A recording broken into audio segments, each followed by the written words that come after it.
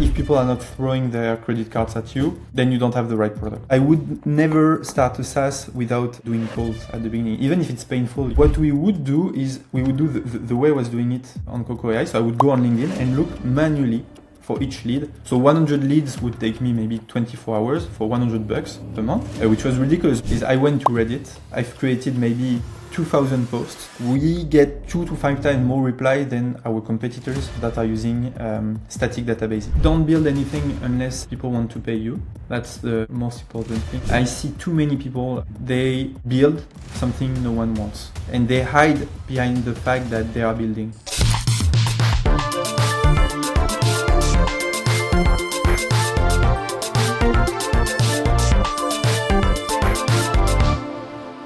What's up, y'all? Just Charlie here. I am ripping solo this week. This is episode 49 of the Builders Growth Lab podcast.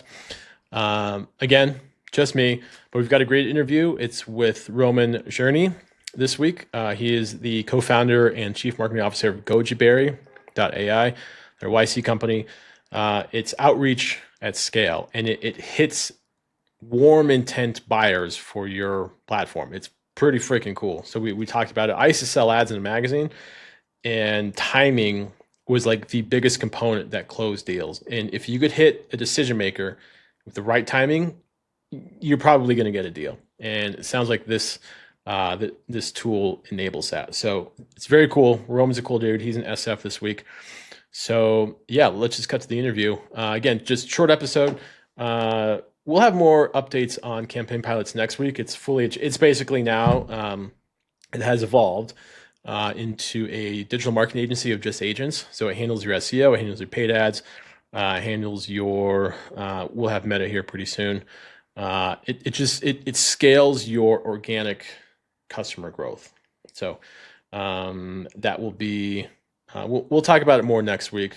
Cool stuff. We've just been head down on that. So pretty exciting updates there. But again, our guest is Roman from Gojiberry AI. Let's just cut to it now.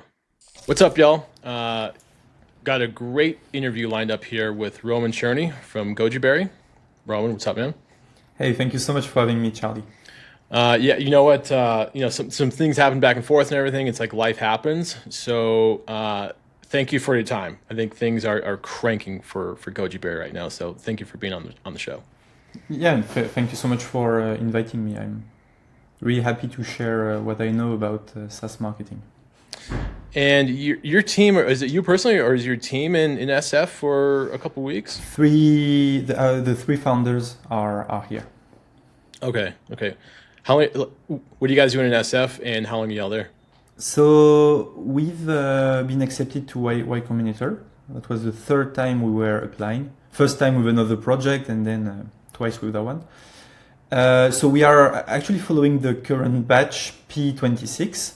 So the goal is to scale the company, optimize maybe for fundraising at the end of the batch, and just get the motion going and get as many customers as we can. Get the momentum. Yeah, awesome. Okay, what have you guys done in SF so far? Anything fun? Any cool restaurants? Is it your first time in SF? It was my second time. Okay. I visited 10 years ago. So, I mean, everything is optimized around work, right? So we all left family, kids for a few weeks, months. Mm-hmm. So, of course, we have to work. So, yeah, we did a few fun stuff. We went to a place called Sausalito. So you go on the other side of the bridge. And it's really cool. We've visited a lot. We've done some great restaurant as well. The food is quite good here. Yeah. But then again, yeah, we work a lot. We use so there is a YC company called Locally, and they give you like organic food already cooked for meals. So we've been using that a lot just to work as much as possible. So I would say the fun part is not the most important part of the trip. But I'd love to come here and just not work, because the city is amazing and there is a lot of things to do. Yeah. It's a cool spot. Well, yeah, so tell us about Gojiberry. What is it? How'd you get the idea, and where's it going? Sure. So how we got the idea is pretty simple. We had a previous SaaS with one of the co-founders called Pierre Elliott. So it was called CoCo AI. It's a SaaS that was doing WhatsApp marketing for e-commerce brands. So they would sign up, and it would be like the email flow, but on WhatsApp to make it simple. So that worked really well. We went from 0 to 500K in a few months. Then some co-founders wanted to leave, so we sold the company to an American venture. And so the way we would acquire customers for that previous company was going on LinkedIn, looking at every founder, D2C founder, talking about specific subjects or interacting with specific people. Then we would reach out. So we were doing this manually. It took a lot of time, but that was very efficient. And every time we relied on databases like Sales Navigator, Apollo, or I don't remember the built with maybe, the results were really poor. And so when we sold the company, we wanted to relaunch a project, and we thought, okay, the way we were acquiring those customers was interesting. And so we automated the fact that we automated the way to look for high intent leads. So what Gojiberry does is it looks for high intent leads for you. It gets you the warmest lead, and then craft personalized messages around the intent signal they triggered. So you get more demos, more demos. So we get 2 to 5 times more reply than our competitors that are using static databases, just because we are looking for leads that are warm today and not from 2 months or 2 years ago. Gotcha. Okay. I can tell you from experience, I'm gonna pull this up here. I used to be that guy. So here's the magazine that I worked for, Innovation in Tech. And I sold the back cover. Not a big deal. I was the top sales guy for a couple of years in a row. The outreach is brutal, absolutely brutal. And you had mentioned looks for high intent leads. I think so. Are you saying that Gojiberry hits the timing aspect? Yeah, of a product. It does. Okay. Absolutely. So in your case, what we would do, for example, is I'll give an example because I don't really know the ad magazine space very well. But what we would do, for example, is we would look for people bragging about Times Square ads, for example, or subway ads. So we would input those keywords into Gojiberry. We would get the list of all the people doing that. And so we know these people are looking for that type of ads. And then what you would do is call them or send them a LinkedIn message saying, okay, I saw that you were interested by subway ads or that you were amazed by subway ads. Well, I probably have something cheaper for you. Here is a magazine ad. And so that's what we call high intent lead. And it's opposed to calling every CMO in San Francisco to sell your, which is it hurts to do that.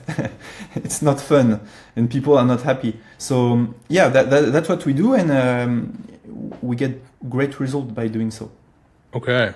All right. Can you walk us? So you've had previous SaaS before, CoCo AI, correct? Yeah. You mentioned. Can you walk us through what that was, and then the idea for that, and what you learned from that? Yeah, absolutely. So we were a team of 4 building that. So the goal was when someone went to a website, if they had a question, instead of going into a chat, which is not so optimized for mobile, they would tap on a WhatsApp logo that would open WhatsApp, and then they would send their questions, and then AI would have all the answers about the store, all the answers about the product, and would send would respond to the customer. And also there was the possibility to send newsletters inside of WhatsApp. So I mean, it was a great business. The churn was very low. The only problem we had was almost 100% of our customer base was French, and so it was hard to keep going. A competitor already took the upmarket, so we were stuck with mid-market, low market. And so we didn't know where to look for new customers. And also, two of the co-founders wanted to do something else. So when we got the offer, we said, okay, let's sell it. And since we sold it, the new owner doubled it. So because he's US based. He found US customers, and I mean, it's going great for him. That was it, huh? Okay. So what did you learn from that acquisition when that American company reached out? Was it immediate, just yes, we're getting out? Were you guys a high intent lead to them? And you just closed right away? The way it worked was I saw a guy on LinkedIn. In his bio he had looking to buy a biz, something like that. So I reached out to maybe 10 people that had the same thing. We had a few calls, nothing happened, and then the guy who bought CoCo learned that we were interested in selling. So a few of the people I outreached talked to their friends. He was one of them. He came back to us, and so the process took 2 months, which is really, really fast, because he wanted to move like really, really, really fast. Yeah. So what I learned is, I don't know actually, what did I learn? One thing that I learned is if people really want to buy you out, then they'll go fast. So they'll do it, and you can make it happen really, really, really, really quick. That 2 months period, is that like the procurement? What's the word I'm looking for? Due diligence. Due diligence. Yeah. Yeah, That's absolutely. That is? Okay. Exactly. Okay. Got any advice you can share to the listeners to can you guys prep for that? Is there so I would say have your accounting in place. If it's a mess, it's going to slow down the due diligence. Don't have personal expenses on the company or stuff like that. Everything needs to be really optimized, because it's going to hurt at some point if you want to sell. Because someone who is buying will basically look at every line on your bank statement to see if you are not lying, to see if the story makes sense. So yeah, that would be my main advice. And also, what I would say is when you are in talk with a few people, you always have to keep the conversation going. So either you follow up with some new updates. Okay, I just closed the customer. Even if you are in the selling process, because you have to stay top of mind. These people are not only looking at you; they are probably looking at other people. So you have to be the best option for them. Gotcha. Even during that due diligence, so maybe once a week, just send an email or. Exactly. Yeah. Even during the due diligence, because they usually don't do one due diligence at the time. Gotcha. Okay. And then what happened after that? After CoCo AI, looked like you had a couple SaaSes, correct? So I sold CoCo AI. 2 months after that, I was bought. So I relaunched a new SaaS called Gojiberry. So we had Gojiberry V1, V2, and this is the V3. So V1 was an UGC SaaS. So we did that for 2 weeks and then pivoted to Gojiberry V2. That was a note taker, because we saw the success of Fireflies and all these note takers. The solution was really hard to sell, really, really hard. So we worked on that for 1 month, and then we said, okay, let's move on, because we didn't understand the space really well, actually. And then we remembered how we got customers for CoCo AI, and that's when Gojiberry V3 was born.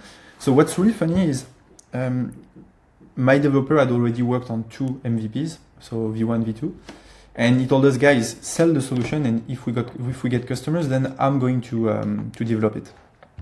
So we would call companies and say, okay, are you looking for high intent leads? They would say yes.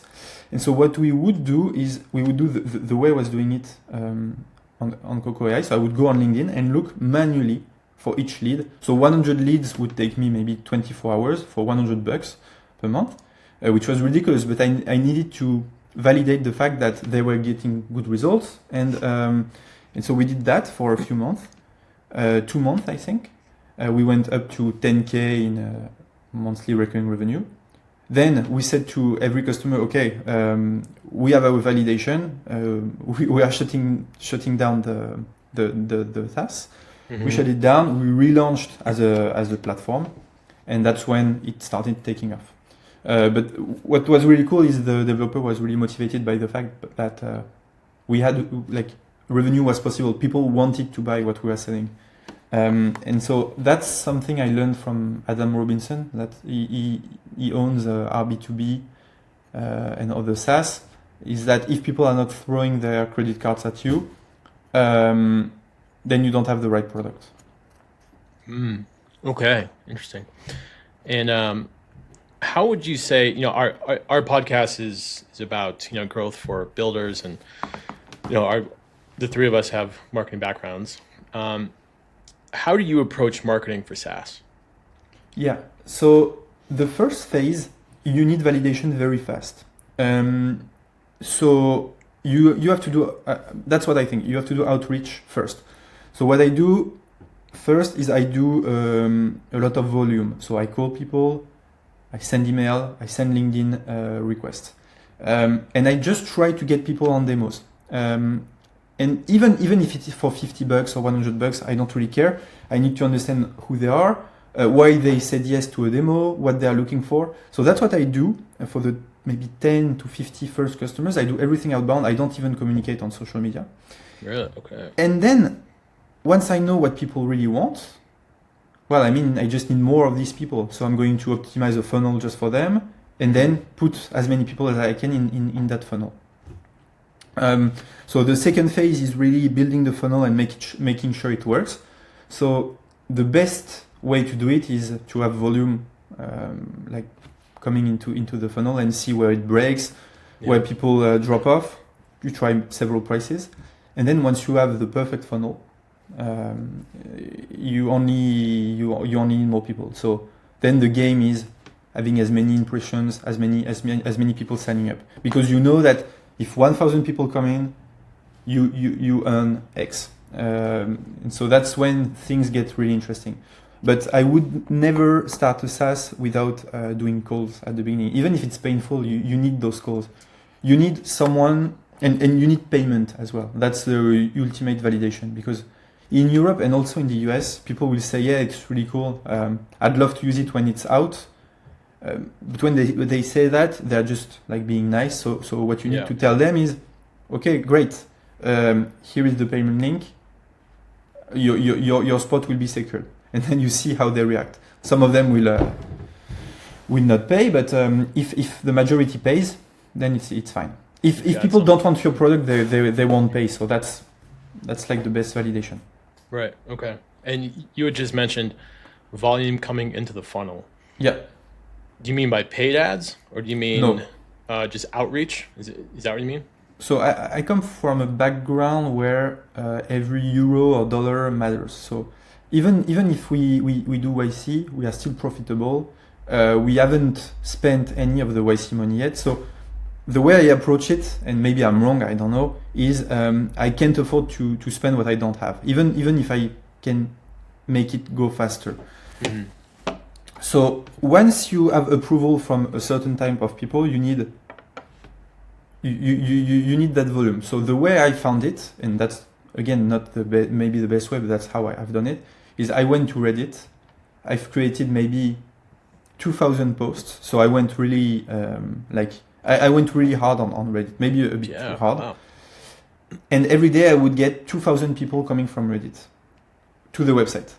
And so the Reddit traffic is not so qualitative, but 2,000 is enough to get customers, to know who are these customers, to know how they behave in the funnel. Mm-hmm. And then once I got this validation, I went to other channels. I went to X, I went to LinkedIn, I went to cold email. Cold email was easy because I knew who went at the who went through the funnel and was paying. Mm-hmm.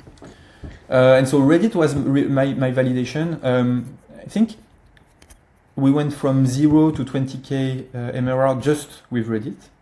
Wow.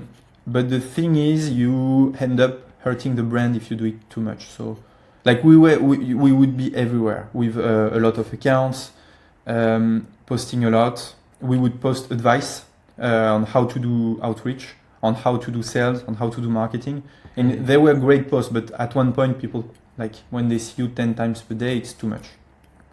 So that's when we started expanding to other platforms. But yeah, Reddit was really cool to get as many people as we could into the funnel. And right now, we approached it a bit differently with different channels. Some of them is paid, so we pay B2B influencers. We pay a bit of meta ads as well.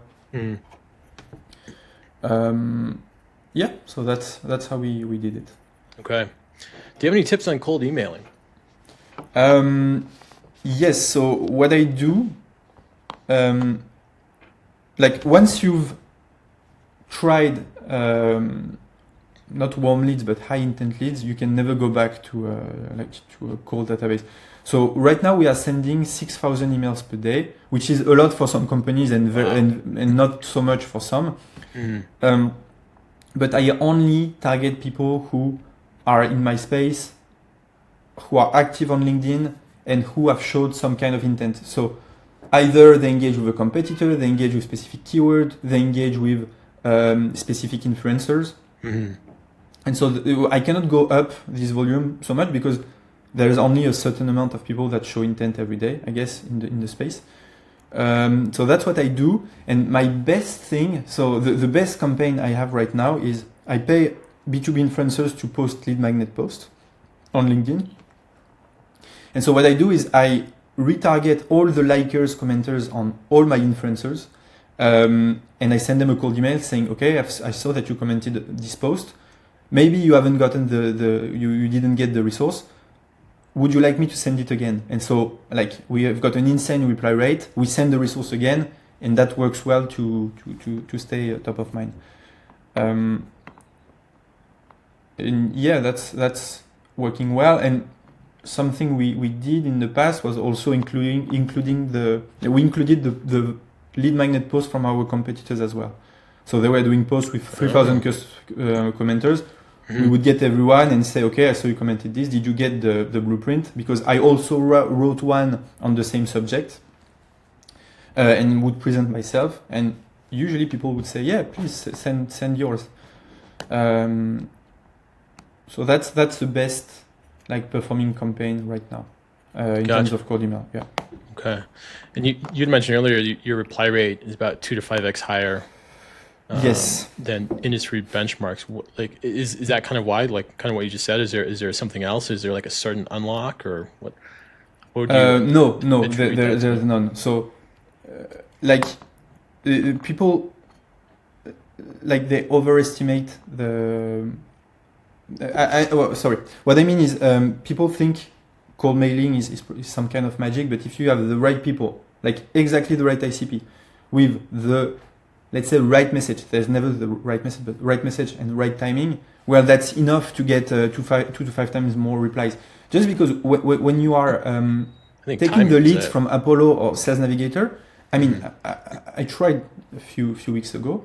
You scrape 1,000 people. Out of 1,000, some are dead. Some did not log into LinkedIn for a long time. Some changed jobs but did not update.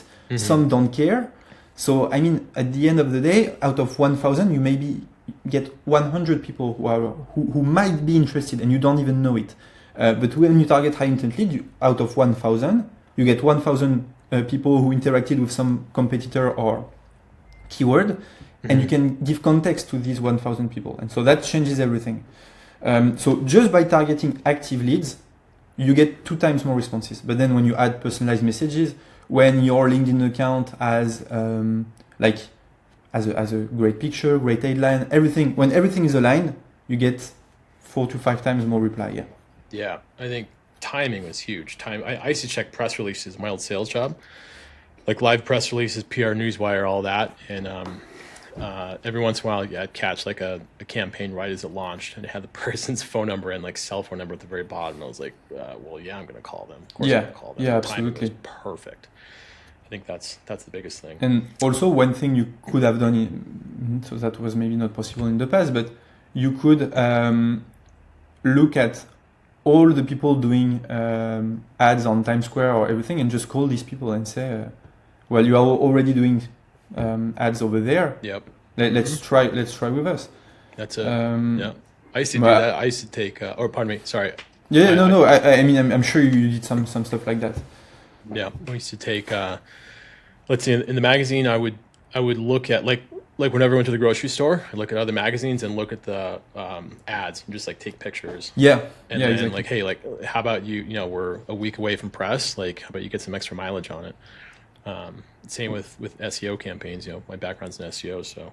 Was it easy to sell these ad magazines?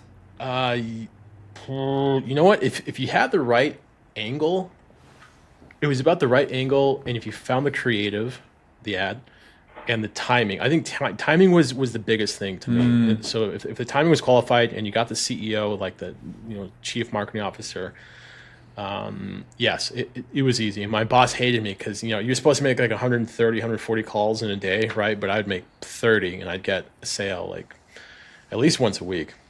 I'm the guy that like I'm not the grinder. I'll try and be like smarter than it's like if you want a really complex task, give it to a lazy person kind of thing. Yeah.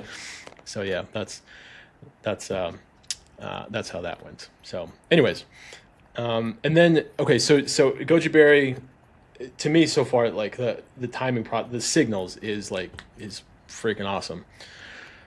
What happens after that? Then it's you can customize it. Is that where the AI comes in? Like Yeah. So your outreach. you launch your AI agents. They get you leads on a daily basis. Mm-hmm. Then for each lead, you can craft AI personalized messages. And then they go into a campaign, multi-channel, so email and LinkedIn. And either you let AI run everything, so it will create the first message, the icebreaker, and then the follow-ups, or you can just take over and put your own templates. So what we found out is for 80% of people, using AI messages gives better results because lots of people actually when they use outreach tool, they don't know what to write. That's a big thing. What should I send? So we solve that problem for 80% of people. But then if it's someone like you or me who have experience, well, sometimes it's better to write the messages yourself. So I do a mix of both. What's funny is I'm running 5 campaigns right now. Some of them are like the bottom 2 are AI, then it's 2 of mine, then there's the other one that's running AI. So AI sometimes outperforms me on some campaigns. Are they like funny. Super short, like three lines, or like yes, always. Yeah. That's always. What mine were. And also the key, your lead doesn't need to think more than 2 seconds. So usually what I do, if you ask for a 15-minute call or something complicated, like how are things going in your company? Well, that's a hard question to answer. You need to think about. But if you say, I've done X for Y, I can show you how, reply yes, and I'll send it to you. They just say yes, because that's like instinctive. There's nothing to lose. And for a few seconds, you have a big upside. So that's how I address like cold outreach. You like the lead doesn't need to answer more than three letters. Otherwise, it's too hard. Like I get tons of outreaches per day, and they ask me stuff like, "How are you addressing sales at your company?" I mean, how am I addressing sales? Yeah, so I'm not going to write something like that and spend 30 minutes telling you how I'm addressing sales. I can't answer that question. Or I can, so yeah. Gotcha. Okay. What is a good subject line then? Speaking of cold outreach, good subject line for an email, something super short, punchy, like we were saying, straight to the point. That's a good question. What I do for the blueprint campaigns I send, I do stuff like, you commented, here is your blueprint, your cloud blueprint is here. So I want to remind them of what they commented. Mm-hmm. Okay, gotcha. What's in it for them? Kind of. Exactly, yeah. But otherwise, I don't know. I mean, I should A/B test the headlines a lot more. I've been doing that for like maybe 6 or 7 years, writing emails. So one thing you should not do is try to trick the person into opening the email. That never works. Like, what do you mean? Your order is here. Like I see people are doing this, or your meta ad has just been banned. I get these on a daily basis, and so while it might work for some small companies, like for bigger ones, it's a red flag, absolute red flag. Yeah. So what I do, I could check actually what I'm sending. Okay. Cool. I could check right now. So for example, for this campaign, first one is did you get it, and second one is the leads everyone misses on LinkedIn. So it's not too good actually, but it works. Get it. Okay, I like that one. Mine used to be when I first started my SEO agency. It was quick question. Quick question is great. But that was back in 2019. So I think that's now I well get played it out right now. I have it 10 times per day, I think. Oh yeah. That was, and I use Woodpecker. That was a great tool. I like that tool. You can do like the sequencing on there, and Okay. I mean, I was sending 1,000 a day. Emails, of course. With that in mind, does Gojiberry protect the sending reputation of the domain? It does. Yeah. Okay. Yeah, absolutely. So it's low volume, plus each message is personalized with the intent. So it's like sending 20 email messages manually per day, which is not a lot. So we are not doing like cold mailing at scale on Gojiberry. We only do warm outreach. For cold mailing, I use instantly. Oh yeah. Okay. Cool. And y'all are on LinkedIn, of course. And LinkedIn's getting noisier. AI, the trial going on right now, OpenAI, of course. How is Gojiberry managing that kind of noise? How are you guys sifting through all that? And especially at scale with your customers, like, how is Gojiberry doing that? I mean, I don't feel like it's a problem. So if you have an AI SaaS and you want to sell to CMOs, well, the more AI posts there are on LinkedIn, like posts talking about AI, the more data you will get to work with. So probably what you mean is how to avoid fake interactions or AI posts. Well, bad content still gets no traction, no likes, no comments. So these posts, we don't see them. And yeah, we like Gojiberry focuses on on posts where there is interaction. So every like if we are tracking, let's say, the keyword SEO and we want agency owners, what we'll do is we will analyze all the posts of the day talking about SEO. We look if they are meaningful or not for our customer. If someone is saying, let's say, I went to the grocery stores and bought SEO because it's just writing nonsense, the post is going to be deleted. So we only keep like the best content. And so when you get the best content, well, usually it's a real person commenting and liking. So I don't know if that answers your question, but that's not really a problem we are having right now. It does. Okay. Gotcha. How are y'all getting customers now? Like organically? Yeah. So we have a few ways. The team is posting on LinkedIn a lot of lead magnet posts. This brings a lot of customers. We have pretty much all the channels. We do YouTube videos, we do webinar 3 times per week. We are using a bit of B2B influencers on LinkedIn. 2 founders have great following on X, getting viral every week or so. So that brings a lot of people. Yeah. We've got YC, the exposure has been great. Affiliates are bringing, I think 1/4 or 1/5 of the revenue. And then there is word of mouth as well that helps us spread. So yeah, I would say that those are the main channels right now. Okay, and you said lead magnets. What does that include? Yeah, what does that look like for advice for our audience? Yeah. So that works also in the SEO space. Like in each space on LinkedIn, you are going to say something like, "I helped the website rank top 10 on Google in less than 6 months. Mm-hmm. This is what I did. If you want the exact recipe, comment SEO. People are going to comment SEO. You will get a ton of comments. You reply to each comment with your lead magnet, which is a Notion link with a video of who you are, what you solve, book a demo.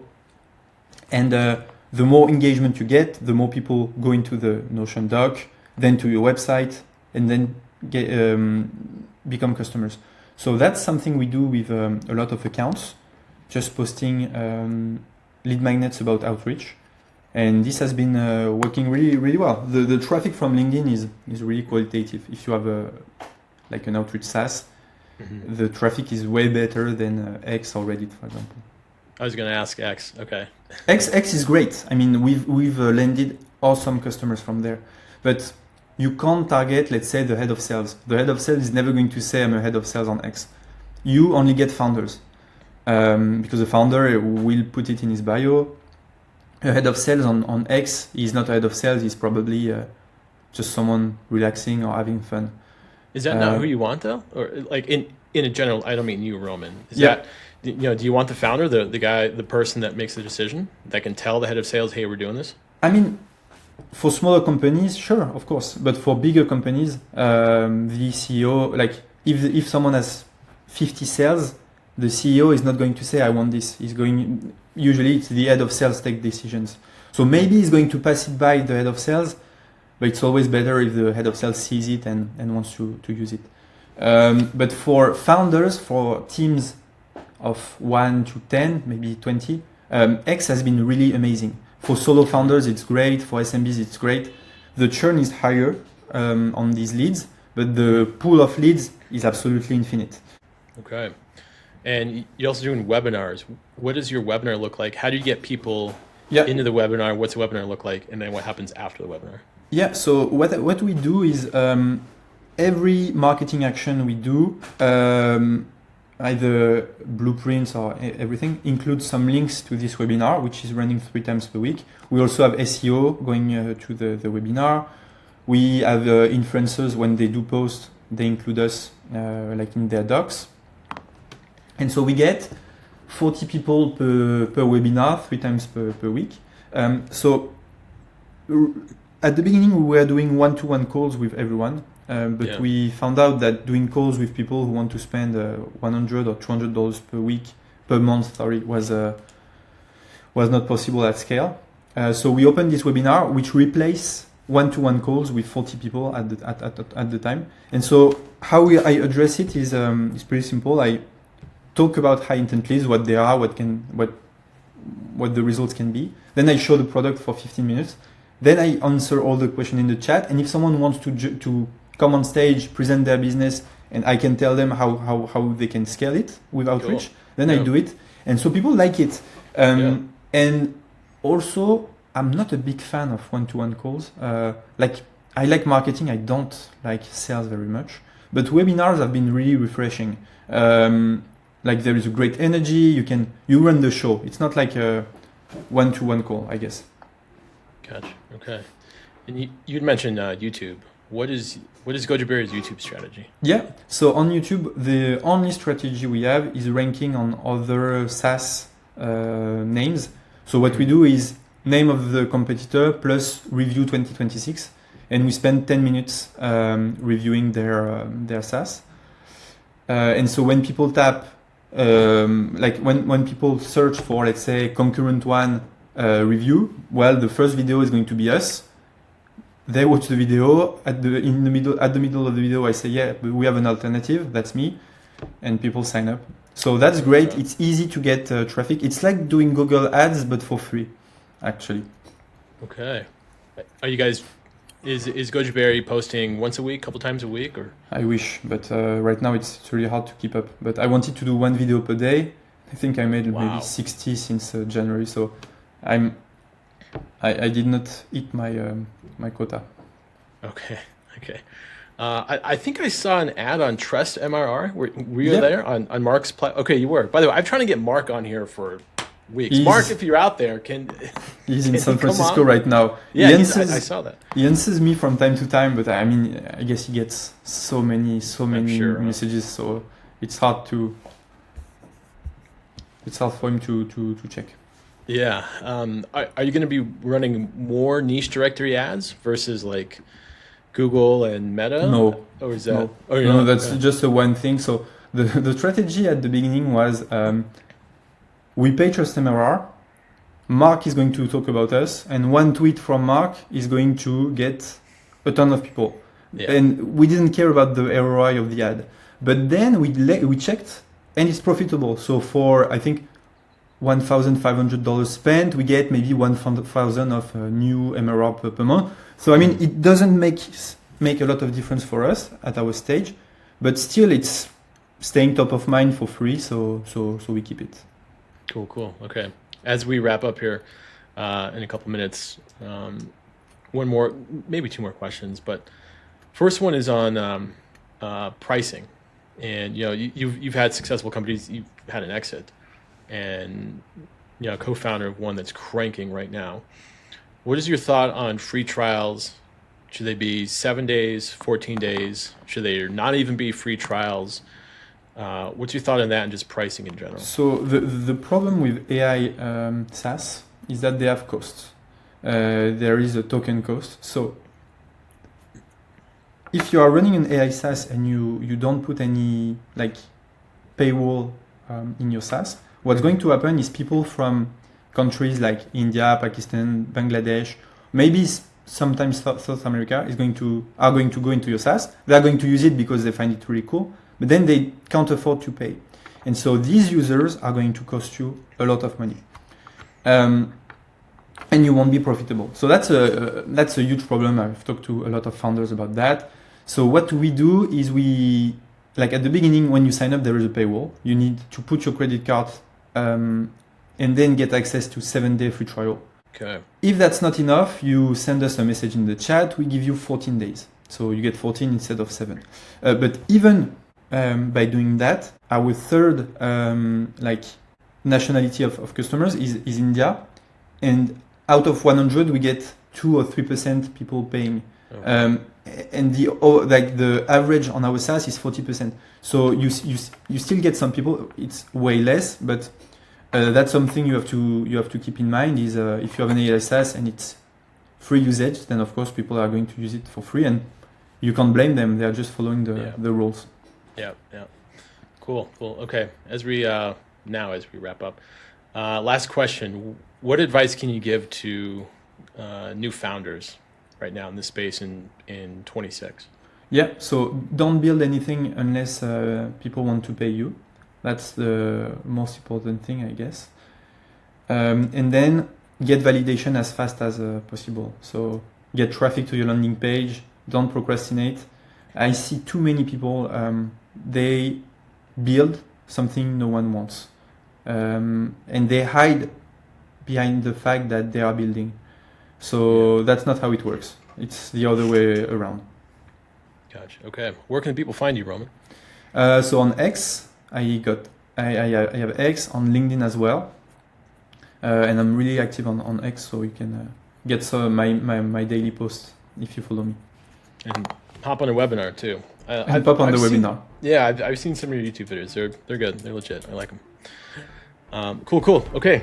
Thanks for joining, Roman. Thank you so much.